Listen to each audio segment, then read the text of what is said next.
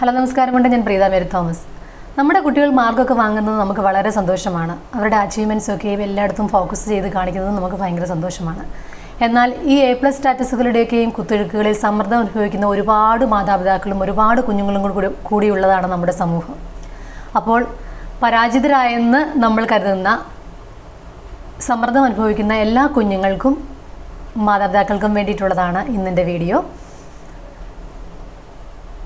പരാജയപ്പെട്ടുവെന്ന് കരുതിയ കുഞ്ഞുങ്ങളോട് എനിക്ക് ആദ്യമേ പറയാനുള്ളത്, നിങ്ങളുടെ സെൽഫ് വർത്തോ നിങ്ങളുടെ ഐഡൻറ്റിറ്റിയോ ഡിഫൈൻ ചെയ്യുന്നത് ഓരോ എക്സാമിൻ്റെയും റിസൾട്ട് അല്ല.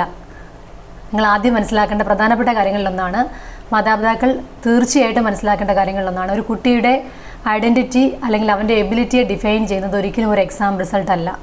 കുഞ്ഞുങ്ങളോടാണ് എനിക്ക് പറയാനുള്ളത്, ഡോണ്ട് പാനിക്. നിങ്ങളുടെ മാർക്കിൻ്റെ റിസൾട്ട് ഇത്ര കുറവാണെന്ന് കണ്ടിട്ട് നിങ്ങൾ ഒരിക്കലും പാനിക് ആവേണ്ട ആവശ്യമില്ല. ഡിസപ്പോയിൻറ്റഡ് ആകുന്നത് ഫീൽ ചെയ്യുന്നത് വളരെ നോർമലായിട്ടുള്ളൊരു കാര്യമാണ്. ജീവിതത്തിൽ എല്ലാവരുടെയും ജീവിതത്തിൽ പരാജയങ്ങളുണ്ടാവും. അത് നമ്മളെ വിഴുങ്ങിക്കളയാൻ ഒരിക്കലും ഇടയാകരുത്. അതായത് ഈ പരാജയത്തെക്കുറിച്ച് ചിന്തിച്ചിരുന്ന് നമ്മുടെ ഫ്യൂച്ചറിലേക്ക് നമുക്ക് ഫോക്കസ് ചെയ്യാൻ പറ്റാതെ പോകരുത്. നെക്സ്റ്റ് പ്ലാൻ എന്താണെന്ന് വളരെ ക്ലിയർ ആയിട്ട് തന്നെ നമ്മുടെ മനസ്സിനകത്ത് ഒരു പ്ലാൻ ഉണ്ടാക്കുക. Analyse and learn. എവിടേക്കാണ് മിസ്റ്റേക്ക് സംഭവിച്ചത്, ഏതൊക്കെ ഭാഗങ്ങളിൽ ഫോക്കസ് ചെയ്താൽ ഇനി അത് പോയ മാർക്കുകൾ സ്കോർ ചെയ്യാൻ പറ്റും, ഈ കാര്യങ്ങളിൽ എനിക്ക് എന്തൊക്കെ ഇമ്പ്രൂവ്മെൻറ്റ് ചെയ്യാൻ പറ്റുമെന്നുള്ള കാര്യങ്ങളിൽ മാത്രം ഇപ്പോൾ ഫോക്കസ് ചെയ്യുക. Don't give up. പ്രധാനപ്പെട്ട പോയിന്റുകളിൽ ഒന്നാണ്, യാതൊരു കാരണവശാലും നിങ്ങൾ മനസ്സിനകത്ത് ഞാൻ പരാജയപ്പെട്ടു പോയി, ഇനി എന്നെക്കൊണ്ടൊന്നും സാധിക്കത്തില്ല എന്ന് കരുതരുത്. മനസ്സിനകത്ത് ഒരു പ്രത്യേകം കോൺഫിഡൻസ് ഉണ്ടാക്കിയെടുക്കുക. ഫെയിലിയർ ഒന്നിൻ്റെയും ഒരു അവസാനമല്ല, പരാജയം എന്നുള്ളത് ഒന്നിൻ്റെയും ഒരു അവസാനമല്ല. എല്ലാവരുടെയും ജീവിതത്തിൽ ഇതൊക്കെ ഉണ്ടാവുന്നതാണ്.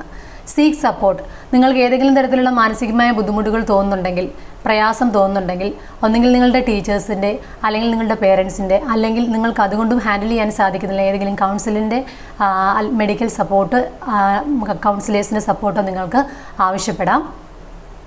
അവരുടെ വാല്യുബിൾ ഗൈഡൻസ് നമുക്ക് മുൻപോട്ട് പോകാൻ സഹായിക്കും. Focus on the future. ഒരിക്കലും നിങ്ങൾ കഴിഞ്ഞ പാസ്റ്റിലെ മിസ്റ്റേക്കിനെ ഓർത്തിട്ട് സങ്കടപ്പെട്ടുകൊണ്ടിരിക്കാതിരിക്കുക. ഫ്യൂച്ചറിൽ മാത്രം ഫോക്കസ് ചെയ്യുക.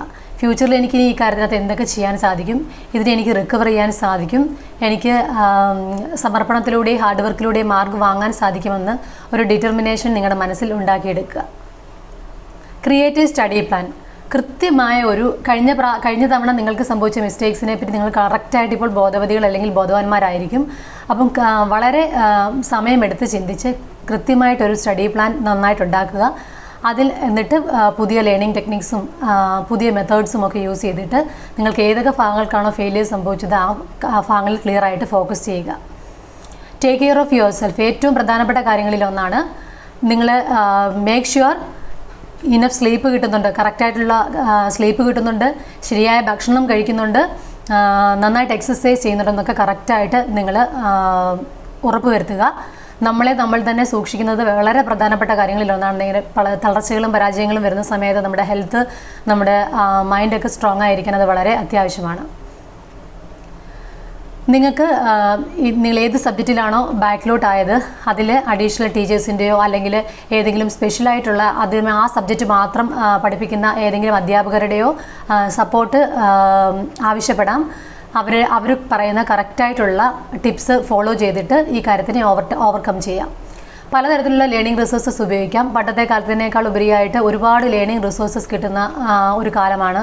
ഓൺലൈനായിട്ട് ഒരുപാട് സ്റ്റഡി വീഡിയോസൊക്കെ അവൈലബിൾ ആണ്. നമുക്ക് കൃത്യമായിട്ട് നമുക്ക് ഏതിലാണ് ഫോക്കസ് ചെയ്യാൻ പറ്റാവുന്നത് അല്ലെങ്കിൽ നമുക്ക് ഏതിലാണ് സമയം ഇതിനു വേണ്ടിയിട്ട് കണ്ടെത്താൻ സാധിക്കുന്നത് കണ്ടുപിടിക്കുക. റിയലിസ്റ്റിക് ആയിട്ടുള്ള ഗോൾസ് സെറ്റ് ചെയ്യുക. എല്ലാവർക്കും ഡിഫറെൻ്റ് ആയിട്ടുള്ള കഴിവുകളാണ് ദൈവം കൊടുത്തിരിക്കുന്നത്. ചിലർക്ക് പെട്ടെന്ന് ലേൺ ചെയ്യാൻ പറ്റും, ചിലർക്ക് ഒരുപാട് സമയം റീഡ് ചെയ്യേണ്ടി വരും, ചിലർക്ക് കൂടുതൽ സമയം വായിച്ചാലേ മനസ്സിലാവുള്ളൂ. അപ്പം ഓരോരുത്തരുടെയും കഴിവും സ്ട്രെങ്തും മനസ്സിലാക്കിയിട്ട് അതിനനുസരിച്ചുള്ള ഗോളുകൾ സെറ്റ് ചെയ്യാൻ ശ്രമിക്കുക.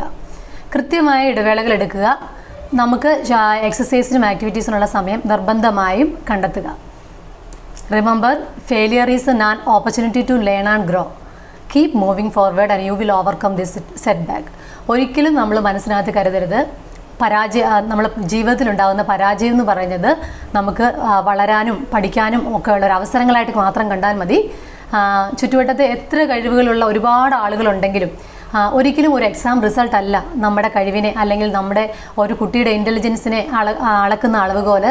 സൊസൈറ്റി അങ്ങനെ ഒരു മാനദണ്ഡം ഉണ്ടാക്കി വെച്ചിട്ടുണ്ട്. ഇങ്ങനെ നമ്മൾ കൂടുതൽ മാർക്ക് വാങ്ങിക്കുന്നവരാണ് കൂടുതൽ ബ്രില്യൻ്റ് ആയിട്ടുള്ള ആളുകൾ, എല്ലാത്തിനും A+ കിട്ടുന്ന കുട്ടികളാണ് മിടുക്കരായിട്ടുള്ള കുട്ടികൾ. ഒരിക്കലും അങ്ങനെയല്ല. ഒരു കുട്ടിയുടെ കഴിവും ഇൻ്റലിജൻസിൻ്റെയും അളവുകോലല്ല കാണാതെ പഠിച്ച് പേപ്പറിൽ എഴുതി വെക്കുന്ന ഒരു മാർക്കുകളോ ഒന്നുമല്ല. മാർക്ക് വാങ്ങുന്നത് നല്ല കാര്യമാണ്. മാർക്ക് വാങ്ങുന്ന മാതാപിതാക്കൾക്ക്, മാർക്ക് വാങ്ങുന്ന കുട്ടികൾ അഭിമാനവുമാണ്. പക്ഷെങ്കിൽ ഒരിക്കലും ഒരു എക്സാം റിസൾട്ടോ മാർക്കോ അല്ല ഒരു കുട്ടിയുടെ കഴിവിനെ അളക്കുന്ന അളവുകൾ. അതുകൊണ്ട് പരാജയപ്പെട്ട എൻ്റെ എല്ലാ കുഞ്ഞുങ്ങൾക്കും അവരുടെ മാതാപിതാക്കൾക്കും എൻ്റെ എല്ലാവിധ ആശംസകളും നേരുന്നു. കാരണം എന്ന് വെച്ച് കഴിഞ്ഞാൽ നിങ്ങൾ ഇനിയുള്ള സമയം വളരെ കൃത്യമായി ഉപയോഗിക്കുക. മാതാപിതാക്കൾ യാതൊരു കാരണവശാലും കുഞ്ഞുങ്ങൾക്ക് യാതൊരു വിധത്തിലുള്ള സമ്മർദ്ദങ്ങളും കൊടുക്കരുത്. അവരെ കറക്റ്റായിട്ട് ആ ഫെയിലിയറിനെ ഫേസ് ചെയ്യാനുള്ള ഒരു എബിലിറ്റി, മെയിൻ സ്ട്രെങ്തും ഉണ്ടാക്കി കൊടുക്കുക. Thank you so much for listening me.